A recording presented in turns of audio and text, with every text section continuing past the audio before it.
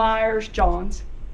I was born in December 1952, and in my generation, we were born in the hospital and then brought home to Cades Cove. So this is the Jonathan Myers house, which is straight across the road from the Missionary Baptist Church. So you can always tell when we lived there, because if you take a look at this, right here, that's chicken wire across the front of the porch, and Mama had Daddy put that up so she could keep Ricky hemmed in.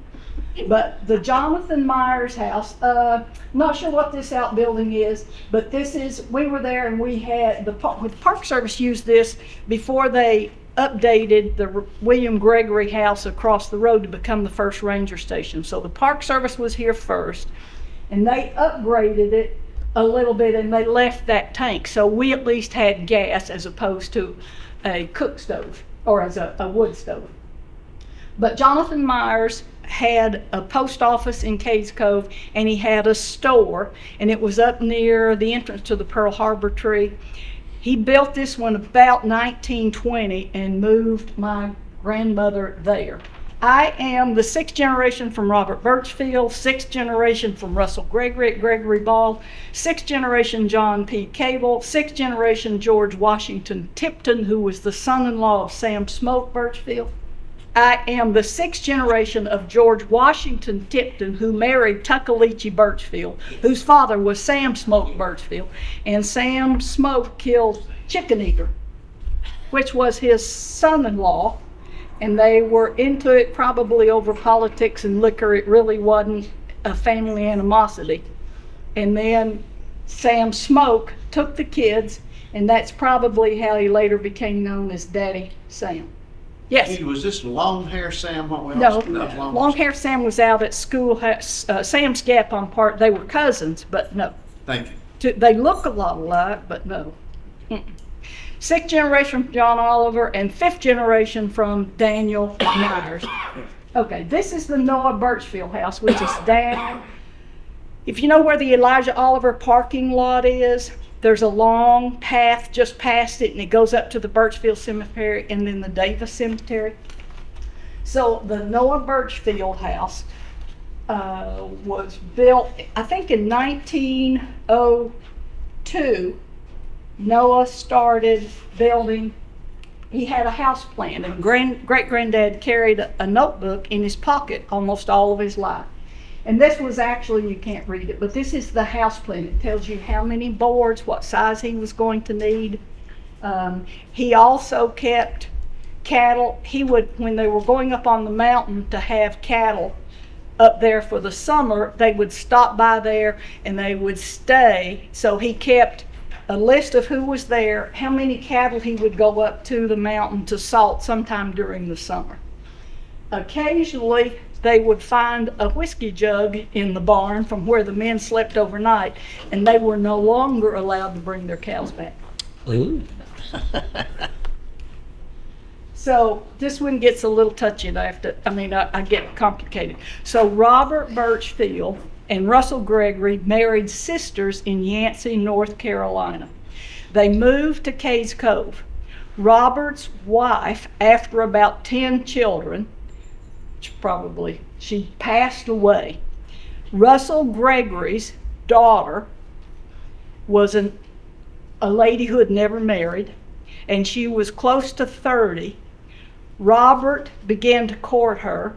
Russell had a fit, and if you listen to family lore, he never spoke to him again. He married Mary Polly. They then had 10 to 12 children. Mary Polly became the stepmother of her first cousins, the stepmother of her brothers and sisters. It gets real complicated. I have to read it, so her first cousin, she did have my cousins. Robert had a son and Russell had a daughter that married. So they had first cousins that married, which then made her stepmother to her daughter. I'm my own grandfather. So Robert Burchfield had his last child, which was Noah, my great-great-grandfather, when he was 81 years old. This is the Noah Burchfield house. This is the barn. Frank just doused it. This is one of Daddy's sheds that we had.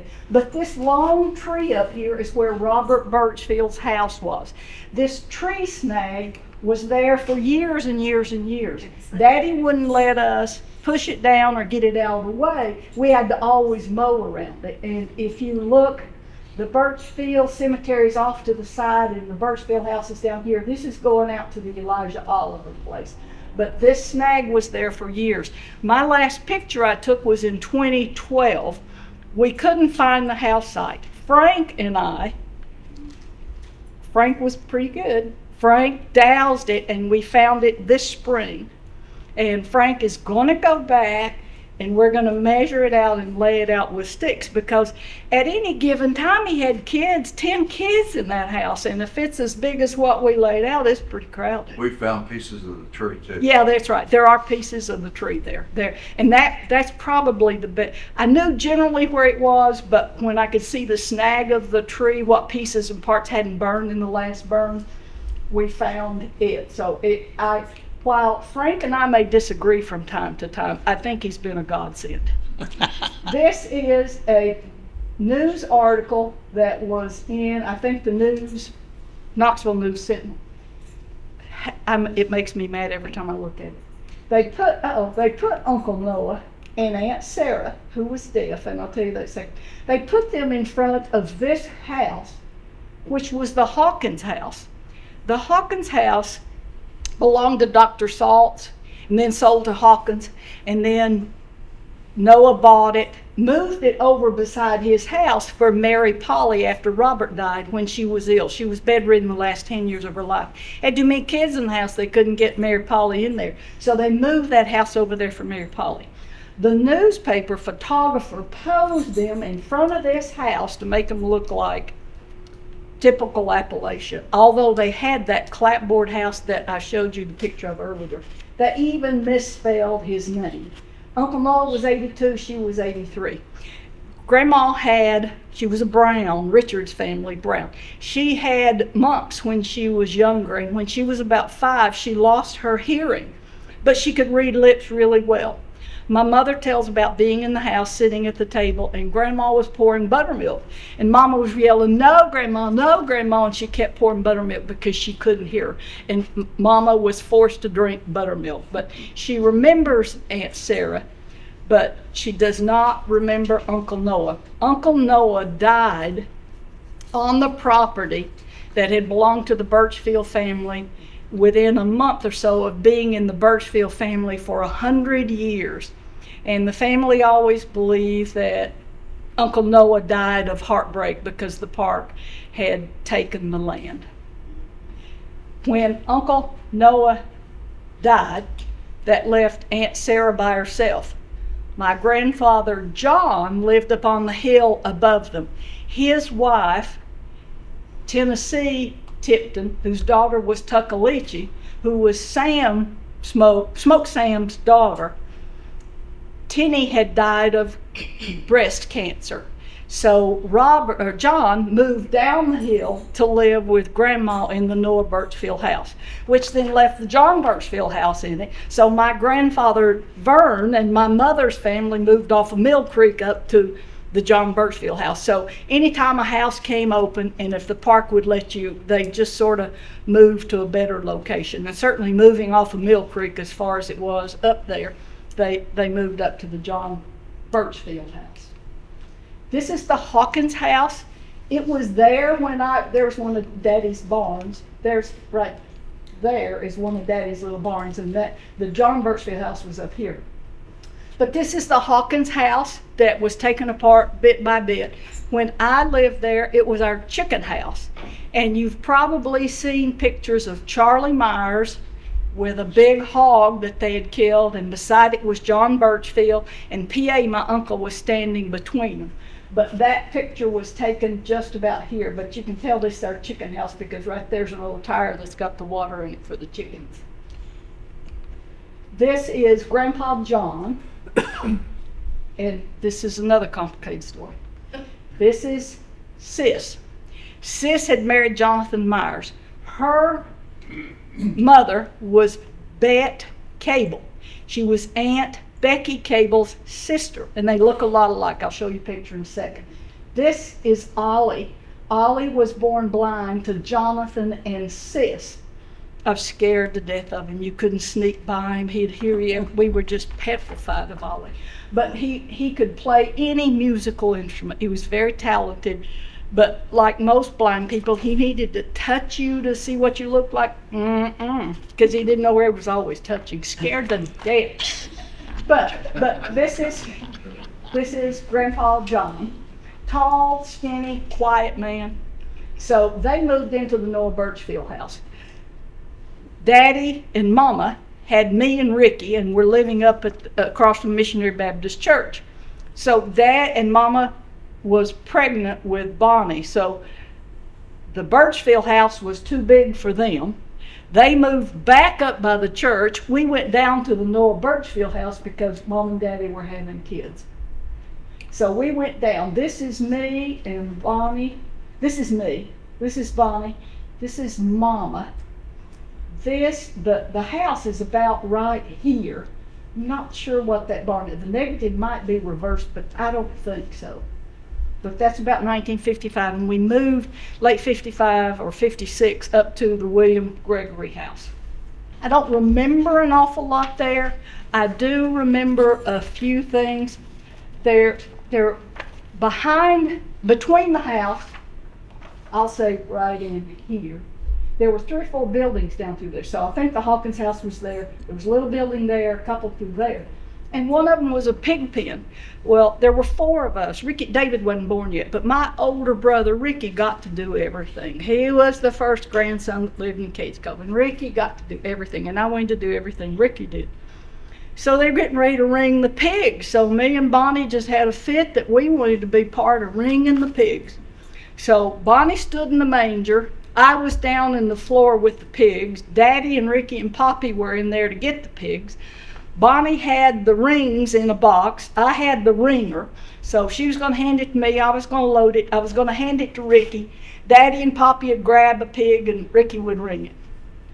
They grabbed that first pig. It started screaming. I screamed. Bonnie screamed. We threw everything and ran. And we were no longer allowed to participate in ringing of the pigs. So we also added a bathroom to that house. And if you look at the house, and the back porch has been made into a room, we were living there because Daddy didn't make that the bathroom. But if the door was open and you were sitting on the kitchen counter, you could look straight through that open door up to the Burchfield Cemetery. And Ricky had a toy tractor, and it was a little push toy, and one of the little headlights that looked like a red diamond had come out of it. So Ricky was trying to get it back from me, and I was arguing with him, no. Well, I swallowed it. Ricky had me convinced they were going to have to cut me open, and I was going to the hospital, and I was going to die. So I just remember sitting there watching for Daddy to come through the field because I thought I was about to die. Love brothers and sisters. Yeah, Ricky. I wanted to be a boy so long because Ricky got to do everything. So Frank and 2 or 3 of us were out about a month ago at the Fiesel place in Cades Cove, and he found the pit toilet. So and one of the guys with him reminded me that whenever we lived down there at the Burchfield place, there was a pit toilet out by the garden, and we didn't use it, so Daddy was plowing it. Well, lo and behold, I found a ring. Mama found a ring, and I ended up keeping it. But one of the school teachers that had stayed with Uncle Noah had fell in the pit toilet, so she was out there wiping stuff off her, and she lost the ring. So I got it somewhere in the house. So out between the pig pen and the house, there was an apple tree sort of out there. And we were not allowed to hunt because it was already a park. Daddy did get attacked once by a pheasant and he had to kill it. But which was our only attempt at hunting. There was a bear in that tree, and the bear was up there, and when you get close, they'll snap their teeth and you can hear them pop. So Daddy sent Mama out there to see where the bear was. Well, that didn't go over too well, and he made her go out, and she's standing there looking at it, and it peed on her. Not long after that, there was a bedroom downstairs, but for some reason, all of us were upstairs. And they heard something, per mama. Mama says what I always say. They heard something coming in the house. They thought it was an intruder. So they had gas lamps. Daddy gave Mama a gas lamp and made her go down the steps in front of him so he could see if something was coming. And we heard that story most of our life, that Daddy made her do things that he knew she was going to get killed so he could marry some other woman. So we went on vacation twice that I remember, from the time we lived at the William Gregory house or at the Burchfield house. And one of the places we went on vacation was Gregory's Bald. And we took tow sacks or pillowcases and we put whatever we had in it, and we drove out to Sam's Gap. So we start up through there, and Daddy's going ahead with Ricky. He might have been carrying my brother, but I think Mama was carrying my little brother. David wasn't born then, so it was me and Mama and Bonnie. And Daddy and Ricky were way ahead, and Mama's a little heavy, so Mama was huffing and puffing, and she'd yell, "Hugh, wait for us, wait for us." So Daddy'd sit down and wait. And about the time Mama'd get up to him, he'd take off again. We argued all the way to Gregory Ball and all the way back, and we only did it one time. The other time, Daddy took us to Myrtle Beach, and we went in the back of a pickup truck that had, you stepped up on the running board. It was real narrow, and we had a cattle crate on the back of it. Well, Daddy tied a tarpaulin over it, so it's me and Bonnie, and we were up the William Gregory. So it's me and Bonnie and Ricky in the back, and David was up front. And we tried to look through the window and see where we're going. They wouldn't let us see. So we finally get over there, and lo and behold, here's the ocean, and we're at Myrtle Beach, South Carolina. It's hot as whiz, and Daddy gets out. We don't even get out of the truck. He looks around, all these women in bathing suits. He said, "It's Sodom and Gomorrah." We got in the truck and we drove home. That was before interstate too. Yeah, well, I remember going by some place named Sliding Rock. Girl, so I know the curves and the. That's about. So I had an great uncle France. France was my grandfather's brother, and France was a school teacher in Cades Cove. France Burchfield. So they would come on Sunday for, we called it dinner. They'd come for Sunday dinner about once a month, and she'd bring a chocolate cake, and it was to die for. But our ritual was to walk from the Noah Burchfield house up by the Econeatley Lodge, John Oliver Lodge, up to the Elijah Oliver place. And the highlight of the day was in the dog trot between the two, as you go into that lower kitchen, there were rock steps. There was always copperheads laying on that step, and we got to fight over who got to kill it first. That's me on one of my better days, beside the Burchfield house. That's Daddy. That's the pinnacle. If you're in Cades Cove, you'll know that pinnacle. The entrance is way up here. That's that long Rich Mountain Road goes sort of over there. But Daddy did anything he could to make money. I think that was about the time he was hauling cattle. They had already moved people out. Kermit Cawhorn made quite a bit of money moving people out of Cades Cove with the truck. But I think Daddy was a little bit younger than Kermit and didn't move people out of the cove. Sir? Was that the truck you went to? No, that's a big truck. No, we were in a pickup truck. No. But I'm sure we looked like the Clampets, it's flapping in the wind. So this is Aunt Becky. And if you see, Aunt Becky's got her crutch, and if you don't know and you don't pay attention, Aunt Becky had an accident, I think, at the sawmill. And this left leg, it took most of her calf out. And this is her sister, Aunt Bet, and this is at the Burchfield place. So this is part of the barn. This was where we had some gourds hanging, and out through here is where you would go to Elijah Oliver. But that's Aunt Bet, Becky's sister. Aunt Bet was married to Monroe Linkwire, which was John P. Cable's son-in-law. Mama, I don't remember if Mama knew her or not. That's the Burchfield place where we were ringing pigs. Okay, this is the William Gregory house, which is After you go past the Missionary Baptist Church and you cross Tater Branch, there's a lane that goes to the right up through there, and it was the William Gregory house. The Park Service had the first permanent ranger station there. And this is my little brother. He was born I was born 52, he was born 58. So this was probably 59. And we probably all caught whatever it's that's in tar paper shingles. Asbestos? They were asbestos. The park came in there later and decided they would burn it. And they said, we'll burn it tonight so nobody knows it has asbestos. This is me in the 5th grade. Mama made that little dress. I had it on a doll for years, and I don't know what happened to it, but Mama made that dress. I thought I was something and I could whip anybody in school, and I was a whole I'm sure I was a problem. This is the Fiesel place I was talking about is up here. This is my grandmother, May Schuler Myers, and she's standing in front of her mother's grave. This is me and Bonnie, and I was hacked because Mama was hugging Bonnie and she wasn't hugging me. But we made flowers, crepe paper flowers, and then we would dip them in paraffin. And it was an ordeal to get them all done in time to go. But Decoration Day in Cades Cove was wonderful. They would start at the Methodist Church, then go down to the Missionary Baptist Church.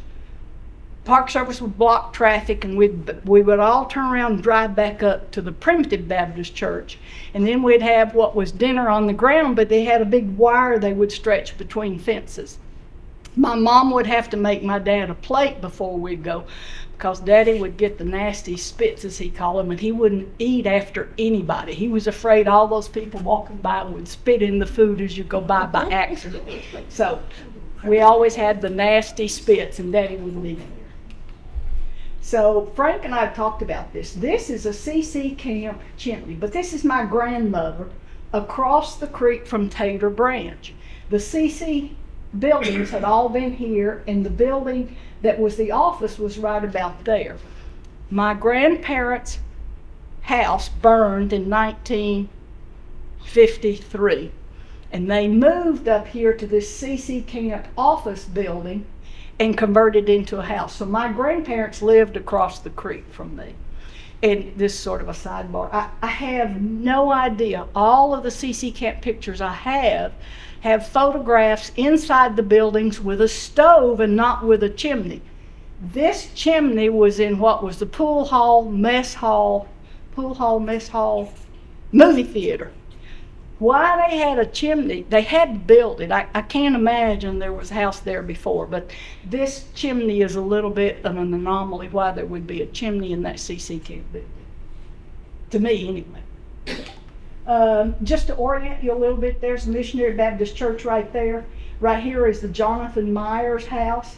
This is there were 2 flagpoles there. Now there's a concrete circle.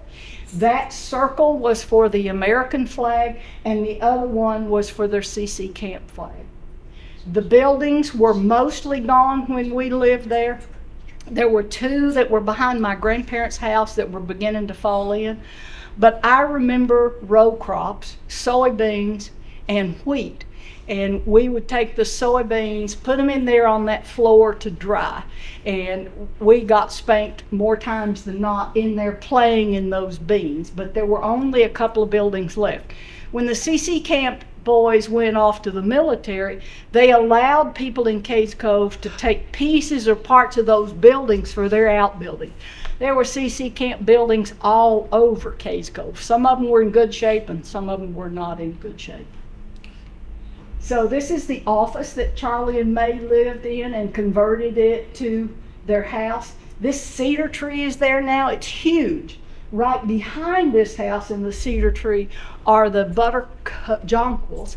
And it says company 54, whatever it is. 5427. 5427 that spell out the company name and numbers in the buttercup. William Gregory house again. Frank and I were there the other day.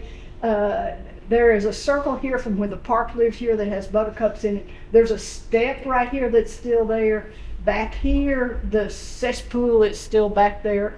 and it's easy to find, so we have located most of that house.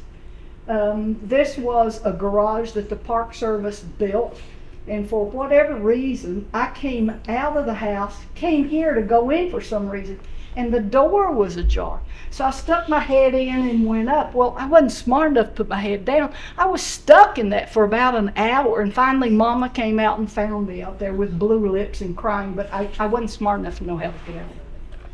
But just above, this way, would be up this way, we had a spot in the creek, and we had a big 55-gallon drum there, and we would kill hogs, or they would kill hogs, and we would go in the house and cover our heads because those poor things would just scream to no end. I hated that, but I had a bad stomach as a child, and we always had goats. And just over here is where the Park Service built their maintenance building. So my grandfather and my dad were about right there. And Ricky was in front of us, and he had this little pedal tractor, and here's Ricky getting to do everything. So he convinced me it was my idea. But I got on the tractor. He tied my hands to the tractor. He tied my feet to the pedals. He hooked the goat up to it, and he swarped that goat. It went over the hill, it got down to the fence, and the goat lay down to try to get under it. The tractor went over sideways. We went out in the field over toward Tater Branch over here, and I could hear my grandfather running behind him. And he was yelling, "Here, here!" So he finally got hold of that goat, and he got the goat unhooked, and he looked down at me and he helped me up, and he said, "Sister, are you all right?" And I said, "Well, I think so." And then he took his belt off. He grabbed my brother by the hand. He pulled that belt out, and when it gets to the end, it'll pop. It popped. He wore Ricky out. And I told him the other day there was a miraculous healing. I was immediately fine. Up here, let's see, up here there were some big oak trees. Ricky took me and Bonnie up there one day, and he said S-H-I-T, and me and Bonnie had to say it so we couldn't tell Mom and Daddy. So it was my first cuss words up there on the hill. The Cawhorns lived across Height Lane from us, and I'd gone over to see Kay on my bicycle. Somebody threw out a cigar, and it was still lit. Me and her smoked that thing sick as a dog. Couldn't believe it. We also, this is another Ricky thing, we would smoke grapevines, and you had to be careful not to get one that was too dry because it'd burn your eyelashes and your hair off, and it was a dead giveaway. Last 2 years ago, me and Richard and Regina and Jason were up above this, up toward the CC Camp Dam, and lo and behold, we see a pear tree. Actually, we saw the buttercups. Richard found what was eventually determined by Frank to be a previous house site, but beside it is a pear tree. And the thing, if I'm 73 and I could get pears off of it when I was a child, this pear tree is still living. It's been burned in some of the fires where and it's sort of a shell, but it had pears on it last year, so it was a wonderful find. We had a little red flyer wagon. Ricky would have us all, we'd fill rocks in that red flyer, pull it up to the top of the hill, which is called the Cades Myers Hill, which is the Cades Cove overlook. And I would be down in the curve, and Bonnie'd be over at Tater Branch, and we'd be signaling each other if there's no car coming. Then Ricky'd get in the wagon, and he'd get to ride down the hill. Well, shoot, he'd get down to the bottom of the hill, and we'd have to pull it back up there and then go up. We never got to come down that hill. Never.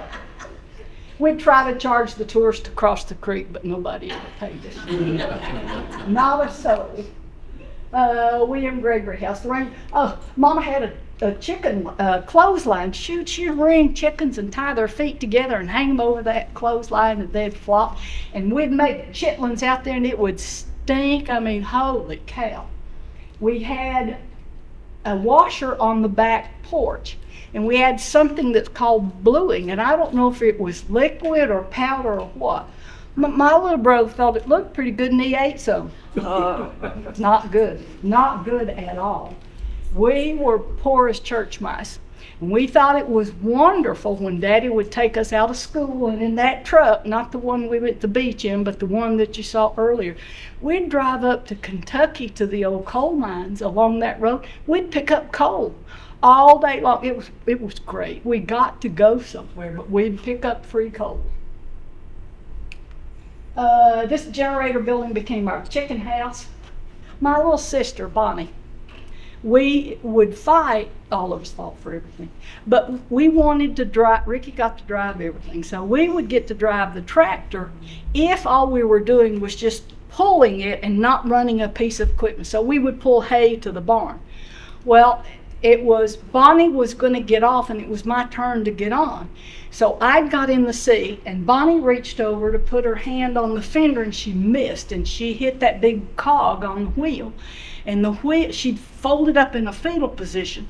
It ran over her head, over the center of mass, and over her legs. She jumps up, they all check on her and she's fine. She told Daddy and Mama she saw God, and from then on, Bonnie had to do nothing. She was the God. That didn't work out too good either. Somehow I kept not winning in this, but I'll do this one and then I'll move on. But Mama and Dad, well, there's actually two there that I'll do. Mama would always help Daddy in the field. I was probably 5, and I had to learn how to cook, so I dragged the chair up to the sink. I'd cut up the okra, I'd mix my cornbread and stuff, I'd get the fire going in the stove, I'd cook the same thing every day for lunch because they were in Hayfield. It was cornbread, green beans, fried okra, fried corn, a pot of pepper, a sliced cucumber, and tomatoes. And whenever it was ready, we had a swing set out in the yard. I'd take a sheet out there and hang it over the swing so that Mom and Dad would know to come and eat. Then the last one is, or on this every day, G.I. Davis was the park ranger. So I had two models really. Mama on that tractor day in and day out, and me in there in the kitchen cooking everything every day, or this park ranger that kept driving by in his truck and waving. I chose to be a park ranger. So my grandfather was the miller at Cades Cove for 19 years. I went down doing natural history for the Natural History Association. I learned how to weave and warp a loom, and I learned how to make moonshine. And this is just my closing slide. I like this one, I've colorized it, but this is John Burchfield up here. Robert was down here in the field. This one is Jess Burchfield. Over here is Elijah Oliver. Questions?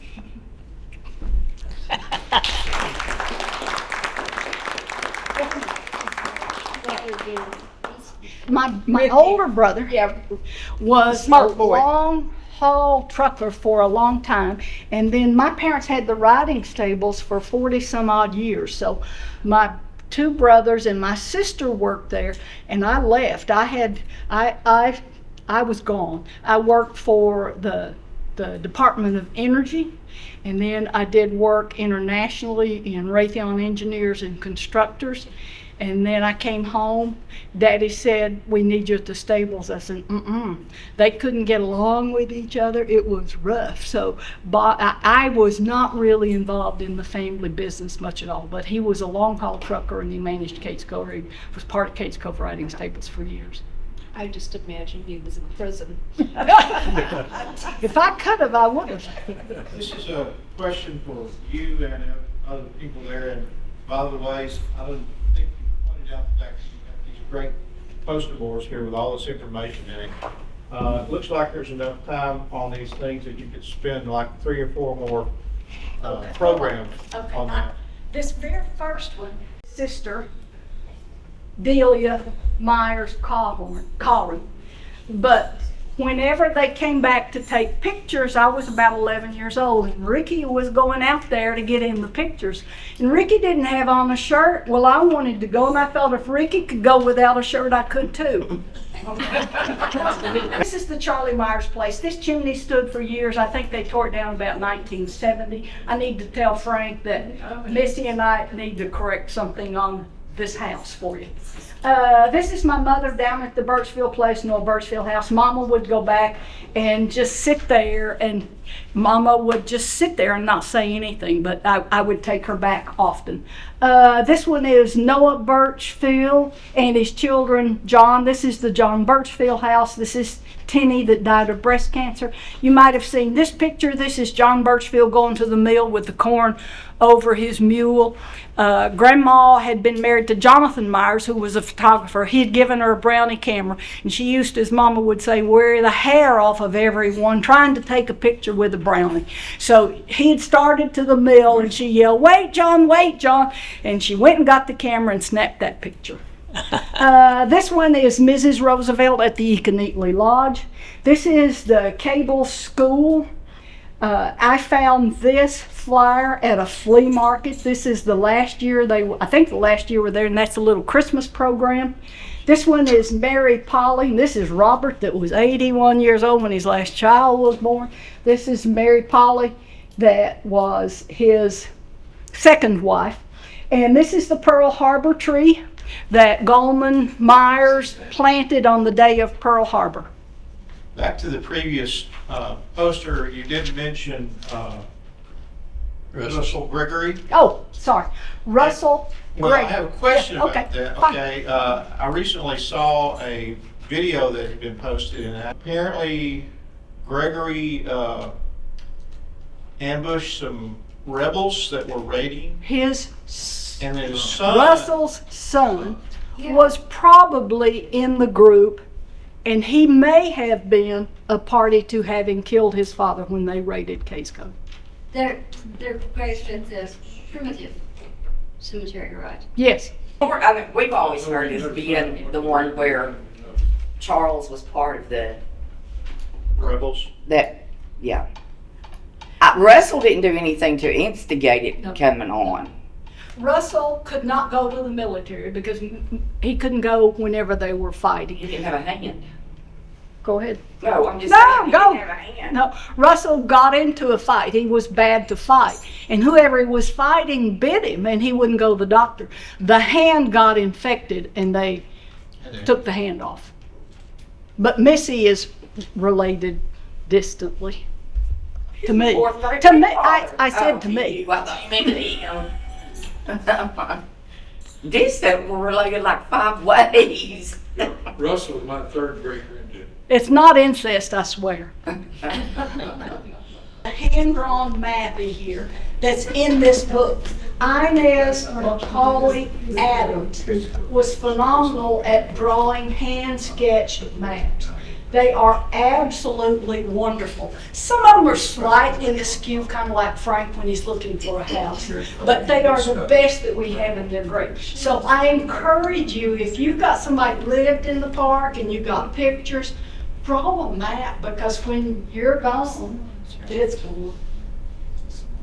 And that's Robert down there when he was probably 81, just before his last child was born. Some more about the Ms. Roosevelt. Mrs. Roosevelt is documented as being in Cades Cove at least one time.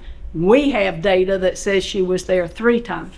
My uncle passed away last month, and my uncle was living in this this house, and Hattie Myers, who had Econetely Lodge, she and her husband, were driving by in a wagon, and Mrs. Roosevelt yelled for my uncle to come out. And P.A. was he was named after Peter Adam, but it was P.A. was what his name was.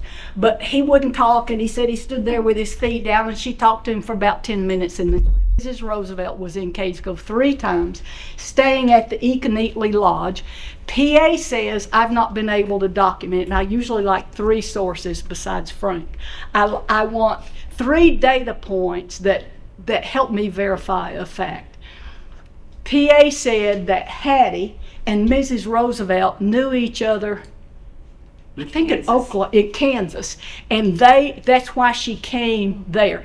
John D. Rockefeller's grandson also came and had lunch with Hattie and Willie. Did she come during the time of the dedication of the park? She didn't go, she did. She did not go to one of them because she didn't want to go up there. What? No. She's doing this, so. I know Backseat that- driver. Yeah, she tried, yes. I'm trying not to. They tried to get the president to come down there and they decided it was too dangerous because it was a one-way road. But yes, she was here during the dedication. I don't remember if she's in the pictures up there or not. And what is this place she stayed? What's it called? So it was the Taylor Whitehead house. And then they go to the lodge. She may be right. But Miss Roosevelt was at the dedication. I've seen pictures of Yes, her in the car. she was. So she stayed at the hotel in Gatlinburg. Yeah. Yeah. Got But Mountain View Inn. yeah, she did. But I lost my whole train of thought. Missy did it again. Oh, Econetely Lodge.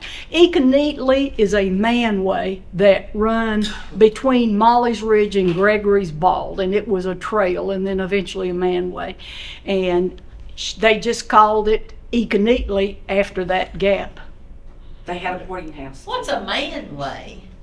It's a trail, it's not maintained. There's no trail. You just buy. But they had a hotel, a boarding house before that too. Yeah. They had Yeah, yes. it was just a house they turned into a lodge. But my grandfather, and this is a little, my uncle, this is a little bit tacky. Apparently, they did not have an indoor bathroom. And PA said, Mrs. Roosevelt said, if they can pee in a pot, I can too. So she, I can't verify that.